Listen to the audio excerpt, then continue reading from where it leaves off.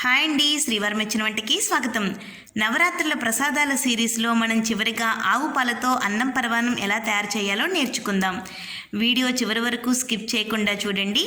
అన్ని టిప్స్ కనుక మీరు ఫాలో అయితే పరవాన్నం అస్సలు విరగకుండా చాలా చక్కగా వస్తుందండి. అన్నం పరవానానికి కావలసిన వస్తువులు: ఒక చిన్న గ్లాస్ బియ్యం, 1/2 లీటర్ పాలు, 2 స్పూన్లు జీడిపప్పు, 1/2 కిలో అచ్చుబెల్లం, 2 స్పూన్లు కిస్మిస్, కొద్దిగా యాలకులు, కొద్దిగా నెయ్యి. ఇక్కడ నేను చిన్న గ్లాస్తో బియ్యం తీసుకున్నాను కాబట్టి నాకు 1/2 లీటర్ పాలు సరిపోతాయండి.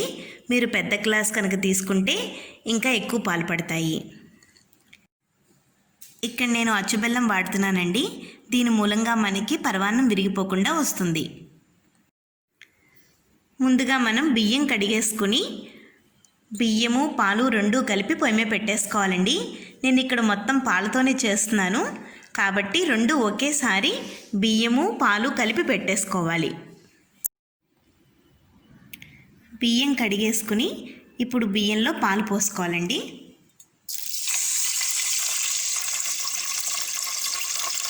ఇక్కడ మనం వెడల్పుగా ఉన్న గిన్నె, అడుగున మందంగా ఉన్న గిన్నె తీసుకోవాలండి. అప్పుడు పరవాన్నం అడుగంటకుండా వస్తుంది.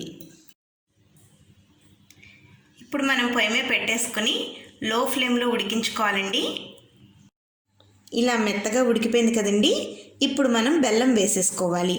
అన్నం ఉడికాక మాత్రమే బెల్లం వేసుకోవాలండి, లేకపోతే పలుకు పలుకుగా ఉండిపోతుంది. బెల్లాన్ని ఇలా చిన్న ముక్కలుగా దంచుకోవాలండి.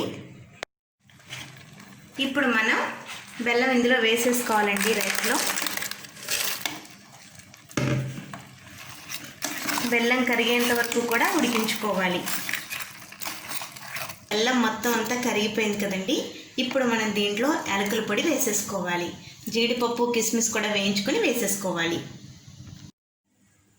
ఇప్పుడు మనం పోపు గిన్నెలో 1 స్పూన్ నెయ్యి వేసుకుని అది వేడెక్కాక దాంట్లో జీడిపప్పు వేసుకోవాలండి. జీడిపప్పు వేగిపోతుంది కదండి. ఇప్పుడు దీంట్లో కిస్మిస్ వేసేసుకోవాలి. జీడిపప్పు వేగాక మాత్రమే వేసుకోండి, లేకపోతే ముందుగా కిస్మిస్ వేగిపోతాయి. వేగిపోయిన తర్వాత పరవాన్నంలో వేసేసుకుంటే అయిపోయినట్టేనండి. వేడివేడి ఆవు పాలతో తయారు చేసిన అన్నం పరవాన్నం రెడీ అయిపోయింది కదండి. దీనిలో మీరు తీసుకోవాల్సిన జాగ్రత్తలు: అచ్చు బెల్లం కనుక తీసుకుంటే మీకు పరవాన్నం విరిగిపోకుండా వస్తుందండి. అన్నం ఉడికాక మాత్రమే మీరు బెల్లం వేసుకోవాలి. మీరు పరవాన్నం పూర్తిగా పాలతోనే తయారు చేయాలనుకుంటే కనుక మీరు తీసుకున్న బియ్యం కొలత కన్నా కూడా రెట్టింపు కొలతతో పాలు తీసుకోవాలండి. మీకు కనుక నచ్చినట్లయితే మీరు కూడా ట్రై చేసి ఎలా వచ్చిందో నాకు కామెంట్ చేయండి. లైక్ చేయండి, షేర్ చేయండి, సబ్స్క్రైబ్ చేయడం మర్చిపోకండి. మా శ్రీవారం ఇచ్చిన వంట. Thank you for watching.